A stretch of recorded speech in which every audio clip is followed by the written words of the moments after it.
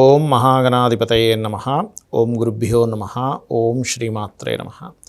పరమేశ్వర స్వరూపమైనటువంటి జ్యోతిష, వాస్తు మరియు ఇతర అనేకమైనటువంటి శాస్త్రములను మనకు అందించినటువంటి మహర్షులకి నమస్కారం. హయగ్రీవ హయగ్రీవ హయగ్రీవేతియో వదేత్ తస్య నిస్సరతే వాణి జహ్నుకన్యా ప్రవాహవత్. అరుణాం కరుణాతరంగితాక్షీం ధృతపాశాంకుశపుష్పబాణచాపాం అనిమాదిభిరావృతాం మయూకైః అహమిత్యేవ విభావయే భవానీం. శ్రీమాత్రే నమః. ప్రేక్షకులకి ఆ లలితాంబిక అమ్మవారి యొక్క అనుగ్రహం పరిపూర్ణంగా కలగాలని మనస్ఫూర్తిగా కోరుకుంటూ మనం ఈ వార ఫలితాల్లో ముఖ్యంగా 15వ తేదీ వరకు ఉన్నటువంటి గ్రహస్థితి ఏ విధంగా ఉంది అని చెప్పి చూసుకున్నట్లయితే వృషభ రాశిలో గురువు ఉన్నాడు. అదేవిధంగా మనకి కన్యారాశిలో రవి కేతువులు ఉంటూ 10వ తేదీ నుంచి బుధుడు తులారాశిలోకి, తులారాశిలో ఉన్నటువంటి శుక్రుడు 13వ తేదీ నుంచి వృశ్చికంలోకి, మరియు ఈ వారము ఈ యొక్క చంద్రుడి యొక్క సంచారం కుంభరాశి వరకు సంచరిస్తుంది చూసుకున్నట్లయితే. అదేవిధంగా కుంభంలో శని వక్రించున్నాడు, మరియు మనకి మీన రాశిలో రాహు యొక్క సంచారము, మిథునంలో కుజుడు యొక్క సంచారం జరుగుతుంది. ఆల్మోస్ట్ 20 డిగ్రీల్లో ఉన్నారు. నవగ్రహాలని, అందులో 2 ఛాయాగ్రహాలు, మిగతా గ్రహాలు ఏవైతే ఉన్నాయో వీటి యొక్క ఫలితాలు 12 లగ్నాల మీద, లగ్నాలు తెలియని వారికి రాశి మీద ఎటువంటి ఫలితాలు ఉండబోతున్నాయి, ఏ విషయాల పట్ల మీరు కాస్త జాగ్రత్తగా ఉండాలి, ఈ యొక్క అంశాలు చెప్తుంది నేనైనప్పటికీ కూడా చెప్పిస్తుంది సాక్షాత్ లలిత అమ్మవారిగా భావిస్తూ ఈ యొక్క పక్ష ఫలితాల గురించి మనం తెలుసుకుందాం. కర్కాటక లగ్నము, కర్కాటక రాశి. కర్కాటకం వారికి కనుక చూసుకున్నట్లయితే రాస్యాధిపతి అయినటువంటి చంద్రుడు మీకు ముఖ్యంగా ప్రధాన పాత్రను పోషిస్తూ ఉంటాడు. కాకపోతే ఏంటంటే ఇక్కడ మీరు నీటి ప్రదేశాలకు వెళ్ళినప్పుడు 14-15 తేదీలు కాస్త జాగ్రత్తగా ఉండాలి. ధన సంబంధించిన విషయంలో తండ్రి గారి యొక్క తమ్ముళ్ళకి, లేకపోతే తండ్రి గారి ద్వారా అంటే ఎవరైనా ఫ్రెండ్స్కి సంబంధించిన వారికి మధ్యవర్తిత్వంగా ఉండడం మాత్రం దయచేసి చేయకండి. ఎందుకంటే 3వ స్థానంలో కర్కాటక రాశిలో మీకు రవి, కేతు, బుధ గ్రహాలు సంచారం చేస్తున్నాయి. కాబట్టి ఏంటి, మీరు ఏదైనా అగ్రిమెంట్ చేయడం ఇట్లాంటివి ఇబ్బందిస్తుంది. కాకపోతే గృహయోగము, వాహన యోగము ఇవి బ్రహ్మాండంగా ఉన్నాయి. చతుర్థ స్థానంలో చతుర్థాధిపతి ఉండడం చాలా మంచిది. కాకపోతే 14-15 తేదీలు మాత్రం కొనకండి గృహము, వాహనం కానీ. ఎందుకంటే మీకు 13వ తేదీ వరకు శుక్రుడు అక్కడ ఉన్న 13వ తేదీ తర్వాత మారుతున్నాడు 5లోకి.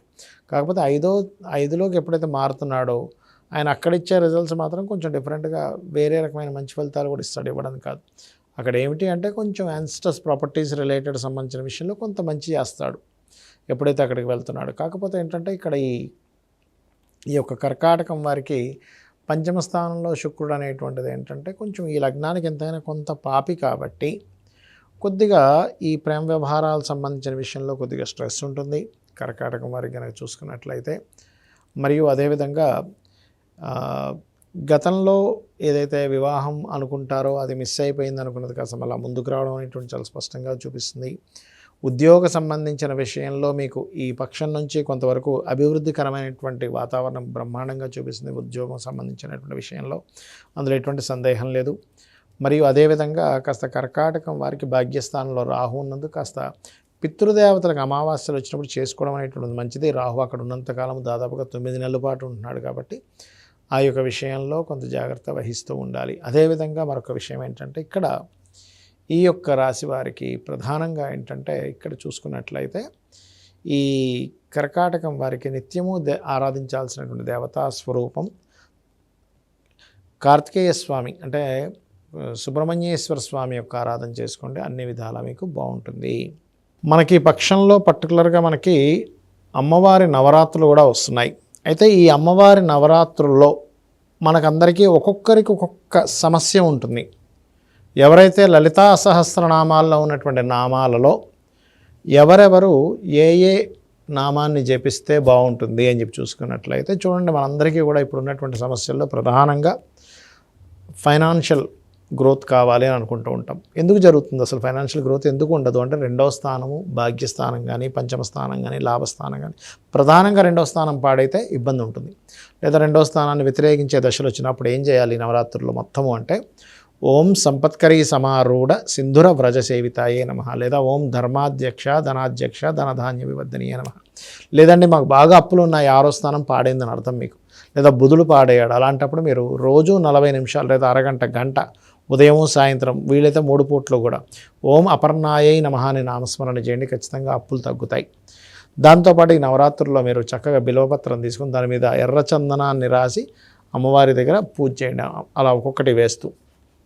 అలాగే మరొక విషయం ఏంటంటే, మీకు హెల్త్ ఇష్యూస్ ఉన్నాయనుకోండి, ప్రధానంగా ఈ సమయంలో మీరు ఓం సర్వవ్యాధి ప్రశమని సర్వమృత్యు నివారిణి అగ్రగణ్య చింత్యరూప కలికల్మషనాశినే నమః 6వ స్థానం పాడైతే ఎవరికైనా హెల్త్ ఇష్యూస్ వస్తుంటాయి. ఇంట్లో వాస్తుపరంగా కూడా వాయువ్య దోషం ఉన్నా లేకపోతే ఉత్తర ఈశాన్య దోషం ఉన్నా హెల్త్ ఇష్యూస్ వస్తుంటాయి, కాబట్టి చూసుకోండి. అలాగే మరొక విషయం ఏంటంటే, చాలామందికి పనులు సగం ఆగిపోయిందండి, అబ్బా ఈ పని అయిపోయి ఉంటే నాకు బాగా డబ్బులు వచ్చేవి, 90% దగ్గర ఆగిపోయింది, ఇట్లాంటివన్నీ చెప్తూ ఉంటారు. అలాంటి సమయంలో మీరు చేయవలసింది ఏమిటంటే, ఓం అష్టమీ చంద్ర విభ్రాజ అలికస్థల శోభితాయై నమః అనే నామస్మరణ రోజు ఒక 40 నిమిషాలు చేయండి.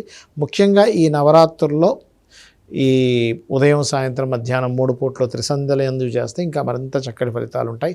అలా కాదని నేను ఎక్కువగా ఎక్కడ పడితే అక్కడ తిరుగుతుంటాను అలా అనేవారు ఏంటంటే, మనసులో చేసుకోవచ్చు మీరు, అందులో ఎటువంటి సందేహం లేదు. కాకపోతే అనుష్ఠానంగా కూర్చొని చేయడం అనేటువంటిది చాలా చక్కటి ఫలితాలు ఇస్తుంది. మరి కొంతమందికి ఏంటంటే, బిజినెస్ చేస్తున్నాము కానీ బిజినెస్ రిలేటెడ్ సంబంధించిన దాంట్లో నాకు రాణించట్లేదు, ఏం చేయాలి అని అనుకునేటువంటి వారు ఒకటే గుర్తుపెట్టుకోండి, ఓం ఇంద్రగోప పరిక్షిప్త స్మరతూ నా భజంగికాయే నమః చేసుకోండి, అన్ని విధాల బాగుంటుంది. అదేవిధంగా కొంతమందికి వివాహం అవ్వదు. ఎందుకు అవ్వదు? 7వ స్థానం పాడవుతుంది. ఇందాక నేను బిజినెస్ గురించి మాట్లాడాను. బిజినెస్ ఎందుకు సక్సెస్ అవ్వదు అంటే 11th హౌస్ పాడవుతుంది. 11th హౌస్ బాగోకపోతే బిజినెస్ చేయలేకపోతుంటారు వాళ్ళు. బిజినెస్ చేసినా నష్టాలు వస్తూ ఉంటాయి. కానీ ఎవరికైతే 7వ స్థానం పాడైంది అనుకోండి, వివాహ సంబంధాలు కుదరవంత తొందరగా. అలాంటి వారు ఏం చేయాలి అన్నప్పుడు, ఓం ఇప్పుడు వివాహం అవ్వాలనుకునేటువంటి వారు ఓం కామేశబద్ధ మాంగళ్య సూత్రశోభిత కందరాయై నమః అని నామస్మరణ చేయండి. అలా కాదండి, వివాహం అయింది కానీ నాకు ఎక్కడా కూడా వివాహ జీవితంలో బాగోలేదు, ఎప్పుడు మా ఇద్దరి మధ్యన మనస్పర్ధలు వస్తున్నాయి, చిన్న మాటకు కూడా గొడవలు అవుతున్నాయి, ఏం చేయాలి అని అనుకుంటే కనుక మీరు చక్కగా ఇంకో నామం ఉంటుంది లలిత సహస్రనామాల్లో, ఓం శివకామేశ్వరాంకస్తా శివా స్వాధీన వల్లభాయై నమః ఈ నామం చేసుకోండి. ఖచ్చితంగా ఆ యొక్క అమ్మవారు ఆ శివుణ్ణి ఎలా అయితే స్వాధీనం చేసుకుంటూ ఆ యొక్క ఫలితం మీకు రావడం జరుగుతుంది. ఆ అమ్మవారిలాగా మీకు కూడా చక్కగా శివపార్వతుల్లాగా ఉండడం జరుగుతూ ఉంటుంది. అదేవిధంగా మరొక విషయం ఏంటంటే, ఈ నవరాత్రుల్లో గుర్తుపెట్టుకోండి, ముందు రోజే సామాగ్రి మొత్తం తెచ్చుకోవాలి. అలాగే ముందు రోజు మధ్యాహ్నం పూట నెయ్యితో కూడినటువంటి అన్నాన్ని మాత్రమే తినమని చెప్తుంది. ఆవు నెయ్యితో కూడినటువంటి అన్నాన్ని సాయంత్రం పూట టిఫిన్ చేసుకోవాలి.